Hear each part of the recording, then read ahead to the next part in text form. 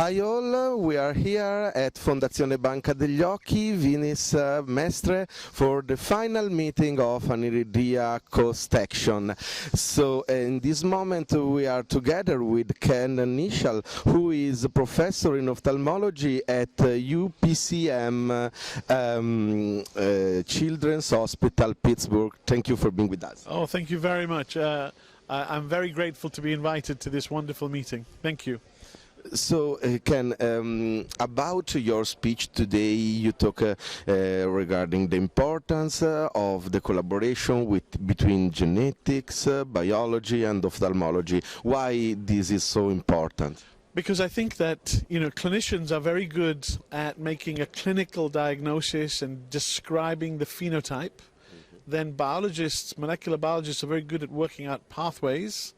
And the molecular geneticist helps us work out what is the primary genetic or molecular problem so that we can then explain at a translational level why we are seeing what we're seeing. Now, once we understand the gene, the pathway, then we can start to look for molecules that can help us improve the outcomes, because we can look at those pathways for those molecules so that we can prevent the disease from either progressing or from occurring, depending on how quickly you can treat the child.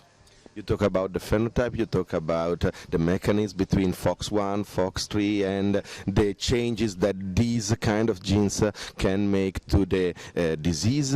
But what are the challenges and opportunities coming from this analysis and this collaboration? So look, one of the big challenges is that we, in ophthalmology, the clinicians are stuck at the very old terminology.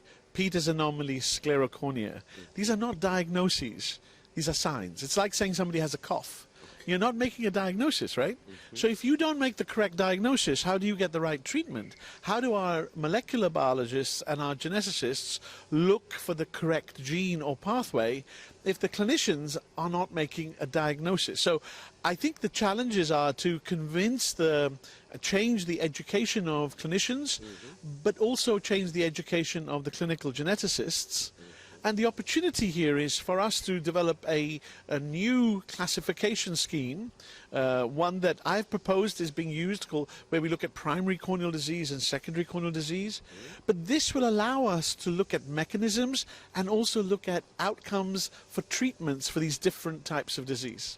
So the literacy is not the one way to solve the disease, but in order to improve this kind of culture in terms of clinician working and also geneticists working, what is the next step? So the next step is to develop a global network. So the World Society of Pediatric Ophthalmology and Strabismus is a charity that I co-founded with David Granite 15 years ago. And we have been given money from donation to develop a global network of pediatric cornea specialists who can discuss all the different phenotypes so that we can start to put them into patterns, and then we can work with the correct people, molecular biologists, geneticists, to find the cause. The more we have, the higher the chance of finding the right gene. And under this point of view, in your speech, there is also an important message. The importance to have the analysis, the genetical analysis also from the parents. Why this is important for aniridia, for example? So, so in PAX6 related aniridia, if the parent has it, then we know it's autosomal dominant, right? If the parent doesn't have it, and the child has aniridia due to PAX6, you have to make sure there's no other disease, no other systemic disease, like a kidney problem, like a tumor, Wilms tumor. So I think, if you can examine the parents, you can understand why they have a different phenotype to the child. Because remember, the child is going to inherit the gene from the father and the mother, and it's the interaction of those two genes sometimes that can affect how the child has the phenotype. And create different mechanisms. Yes, exactly. Absolutely. So I described digenic inheritance with two different genes that interacted in the child to give a very severe phenotype when the parents had a very mild phenotype.